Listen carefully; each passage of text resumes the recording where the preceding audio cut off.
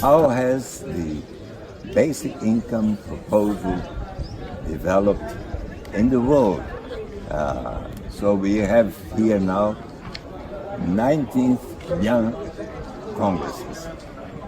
Please say a word about what happened during these years. We actually established our group in 1986. 1986. And this, as you say, is the 19th International Conference. And I have seen us grow from a group of intellectuals and thinkers, economists, philosophers, and sociologists to becoming a worldwide network of activists, young people, people in different political parties, and in academic positions, politicians. And a remarkable thing about this Congress that we've just had is that people came from 45 countries. 45 countries from all over the world. And what I'm being really encouraged by this Congress is how many young people now are engaged and are joining the movement to promote basic income. Here in India, and thanks to your cooperation, supervision, a pilot experience of the basic income was, occurred. And I would appreciate if you may tell us which were the results of the Madhya Pradesh state experience of a basic income, please. Well, I first proposed that we should do pilot basic income experiments in India in 2008. And to start with, there was a lot of skepticism. But we did 3 pilots in Delhi, where we covered 450 families, where we gave them a choice whether they would continue with the rations and the existing welfare schemes or have a basic income of similar value. And the main thing we found there was that gradually more and more people preferred to have the basic income. And they preferred it because it gave them freedom to make decisions for themselves. The second pilot was in Madhya Pradesh, where we gave a basic income to 6,000 men, women, and children in 8 villages. 4 villages, they had a basic income with access to Sewa, the Self-Employed Women's Association, to give advice to people. Other 4 villages, there was no Sewa. And we had a controlled trial in which we compared what happened over 18 months in those 8 villages with 12 other villages where there was no basic income, right? And what we found was very, very strong statistical evidence of improvements in nutrition, improvements in health, particularly health of children, babies, improvements in sanitation, improvements in economic activity, particularly improvements in school attendance by the children, and really good improvements in the attendance of teenage girls in schools. And then we also found that it improved the status and sense of freedom of women. And Especially women. Especially women, yes. What were the affinities of the results of the Kenyan experience and the Madhya Pradesh experience? Well, I was really impressed that we had representatives of not only Kenya and Madhya Pradesh, but also from Ontario, Canada. And we had a sense that they all were experiencing the same positive effects. And we've seen that in other pilots. We've seen in pilots in North Carolina. We've seen pilots taking place in Stockton, California. We've seen pilots and in Finland. Yes. We've seen the same sort of positive results. And really those who are going to be continuously critical really now have to face the facts.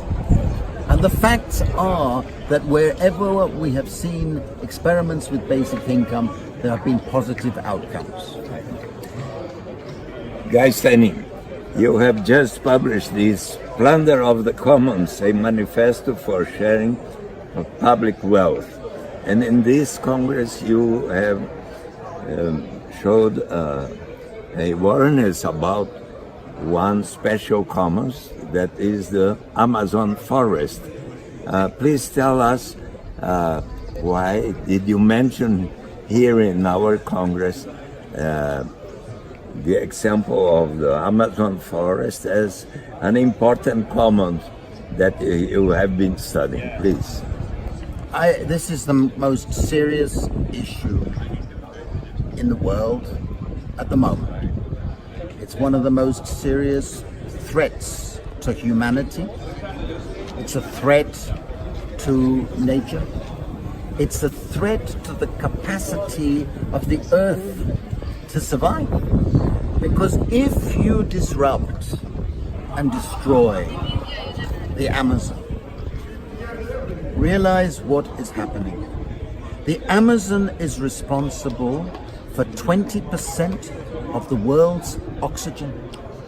It absorbs the carbon dioxide and helps replenish the air. If you destroy the Amazon, it is not just a Brazilian issue. It is not just a political issue. It is a global issue. Because if Brazil does it and somewhere else does something similar, we are very soon going to have a catastrophic inability for people to survive. Yes. And the health, the cancers that are going to be spreading because there's no way in which the carbon dioxide and greenhouse gas emissions are being dealt with. It is so fundamental that anybody who allows these things to continue one day extra is being almost criminal, because you are condemning millions, not thousands or hundreds of people, to probably having life-threatening illnesses. And it's going to affect people in Sao Paulo just as much as people in London. It's going to affect people in Hyderabad. It's affecting the whole world. And if we don't take a global perspective, then we are being totally irresponsible. I'm sorry to say, your president said to the world, mind your own business. It is our business. It is the business of all of us as human beings, men, women and children, and particularly for the children. Sure. People of our age, okay, we are going to suffer a little, but then the next generation and the children, your grandchildren, every Brazilian's grandchild is being affected by those unstopped fires. It is that serious. But what I'm arguing in the book is that the commons is being taken by international capitalism, by privatization, by commodification, by greedy people who are taking rental income without any sense of responsibility for the future of humanity. And I am arguing that in effect we should create commons funds where we take levies, taxes from people who are using our commons, build up commons capital funds, and then paying out basic income as common dividends. That is the argument of the book. And in a sense, what's happening in the Amazon, what Donald Trump is doing, selling off 3.5 million acres of monument land, what the Poles are doing, destroying their forests, all of these things are eating away at our commons. And they have the same effect. It's 11 o'clock and we have an hour to do something, and the clock is ticking. And the universal basic income unconditionally will start to be a way of utopia. I believe that within the next 5 years, at least one major country will have introduced it. And within 10 years, I believe that it will be, the situation will be this, that millions of people will say, why didn't we have a basic income before? And it will be seen as a realistic way of a new income distribution system for the 21st century. It's taken too long, but I really believe now there is no alternative. Thank you very much.